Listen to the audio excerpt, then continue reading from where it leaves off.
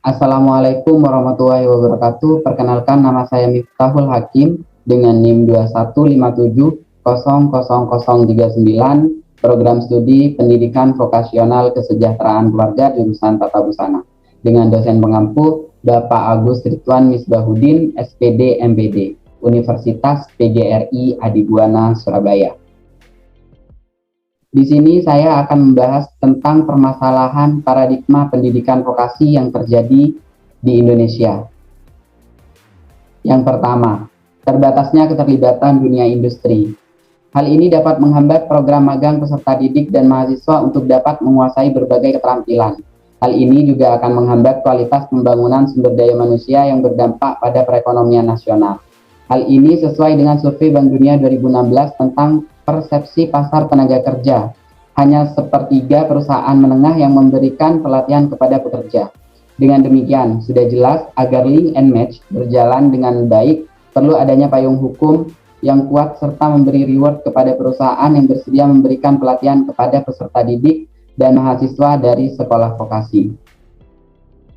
Yang kedua, kualifikasi kompetensi lulusan pendidikan vokasi masih rendah. Hasil lulusan vokasi pada kenyataannya belum mampu diserap dunia usaha dan dunia industri.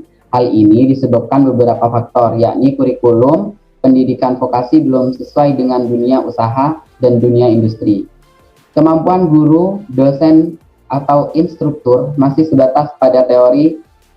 Perlengkapan yang digunakan belum dapat menunjang kegiatan pelatihan. Manajemen lembaga pelatihan dan pelatihan belum berbasis inovasi dan teknologi. Dari berbagai tantangan dalam pendidikan vokasi inilah yang menyebabkan kompetensi keahlian dari para lulusan pendidikan vokasional di Indonesia tidak dapat memenuhi kebutuhan dari industri dan cenderung tidak siap dalam memenuhi tuntunan industri. Oleh karena itu, perlu dilakukan reformasi di sektor pendidikan, baik formal maupun informal, serta dilakukan budaya melayani pemangku kepentingan.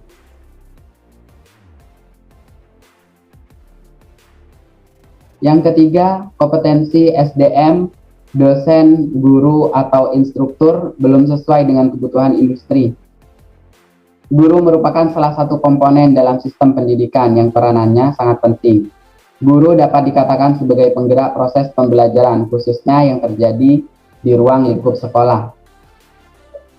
Bidang pekerjaan guru dibagi ke dalam 4 hal, yaitu pendidikan, proses belajar mengajar, pengembangan profesi, dan penunjang proses belajar mengajar.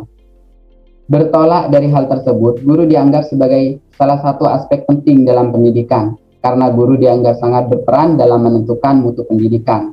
Terdapat 4 kompetensi yang harus dimiliki guru, yaitu pedagogik, profesional, kepribadian, dan sosial. 4 kompetensi tersebut merupakan sebuah tuntunan untuk dikuasai semaksimal mungkin oleh guru, sehingga dapat mencapai tingkat guru yang profesional dan memperbaiki kualitas guru yang disebut sebagai salah satu aspek penting dalam pendidikan. Yang keempat, pengembangan bidang keahlian pada lembaga kursus dan pelatihan belum sejalan dengan kebutuhan industri serta belum merespon kebutuhan pasar. Kementerian Pendidikan dan Kebudayaan atau Kemendikbud melalui Direktorat Kursus dan Pelatihan Ditjen Pendidikan Vokasi telah meluncurkan program pendidikan kecakapan kerja atau PKK. Program unggulan ini dipercaya dapat menjawab masalah pengangguran di Indonesia. Program PKK ditujukan untuk memberikan keterampilan bagi masyarakat usia 17 sampai 25 tahun yang tidak sekolah, menganggur dari keluarga tidak mampu, agar memiliki keterampilan yang sesuai kebutuhan dunia kerja. Dan peserta didik akan memperoleh sertifikat kompetensi dan diserap oleh dunia kerja. Yang kelima, tingkat pengangguran lulusan dari pendidikan vokasi masih tinggi.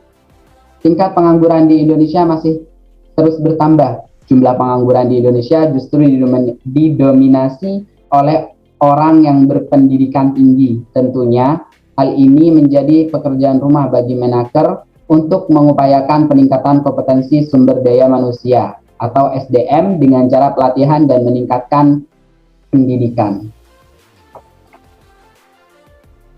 Nah, di sini saya juga akan membahas bagaimana cara mempersiapkan tenaga kerja secara sistematis dan struktural. Yang pertama, kebijakan pengembangan vokasi di Indonesia. Ketenaga kerjaan bukanlah persoalan individu, tetapi persoalan yang harus diintervensi secara komprehensif oleh negara. Di samping itu, perusahaan-perusahaan di Indonesia cenderung melakukan perekrutan lulusan vokasional hanya untuk menepati low level saja. Peningkatan kualitas lulusan akan dilakukan melalui perbaikan struktural pendidikan vokasional. Bidang kerja merupakan aspek penting untuk dapat menyerap tenaga kerja di Indonesia. Keberagaman bidang ekonomi merupakan motor ekonomi bangsa, terutama dalam menghadapi era revolusi industri 4.0. Pasar tenaga kerja akan semakin menantang di masa depan. Yang kedua, pembelajaran vokasi dari negara lain.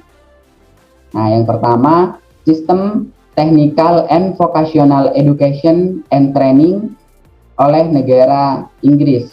Inggris menetapkan tenaga kerja dan keterampilan sebagai inti dari kesejahteraan ekonomi, membekali orang-orang dengan pengetahuan, keterampilan, dan perilaku yang benar akan membuat orang-orang bekerja secara berkelanjutan dan dapat mendorong mobilitas sosial dan kesetaraan sosial. Dengan begitu, perekonomian Inggris dapat menangkap peluang-peluang baru untuk mendorong pertumbuhan ekonomi dan produktivitas. Sistem ini di Inggris dibuat untuk mempersiapkan para individu kepada dunia kerja, memberikan mereka keterampilan yang sesuai dengan industri, perdagangan, atau pekerjaan tertentu. Dan yang kedua, sistem Technical and Vocational Education and Training di Filipina.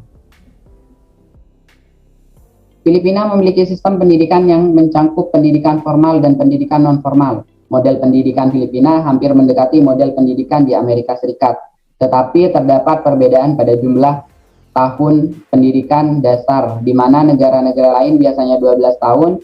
Di Filipina, sekolah dasar 6 tahun, sekolah menengah 4 tahun, dan dilanjutkan dengan pendidikan tersier dari formal yang juga 4 tahun. Sistem ini di Filipina memberikan peluang pendidikan dan bagi siswa, peserta didik untuk mempersiapkan pekerjaan. Hal ini juga meliputi pelatihan, pemenuhan keterampilan kepada mereka yang sudah berada di pasar tenaga kerja yang membutuhkan pengembangan dan meningkatkan kompetensi agar meningkatkan kelayakan kerja dan produktivitas. Nah, kesimpulannya, pendidikan vokasi di Indonesia belum memenuhi harapan, walaupun pemerintah sudah melakukan berbagai upaya, seperti revitalisasi pendidikan vokasi. Pada kenyataannya pengangguran terbuka dari jenjang pendidikan vokasi, penyumbang angka pengangguran tertinggi, sehingga perlu dilakukan langkah-langkah strategi secara struktural dan sistematis oleh para pemangku kepentingan. Hal ini menjadi tantangan besar bagi para pemangku kepentingan dalam menyelesaikan permasalahan tersebut. Sekian presentasi dari saya. Saya atas nama Miftahul Hakim. Jika ada kesalahan mohon maaf. Wassalamualaikum warahmatullahi wabarakatuh.